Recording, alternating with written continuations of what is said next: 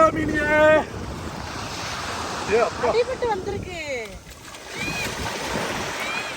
அடிபட்டு வந்திருக்கு. அடிபட்டு இருக்குதுடா.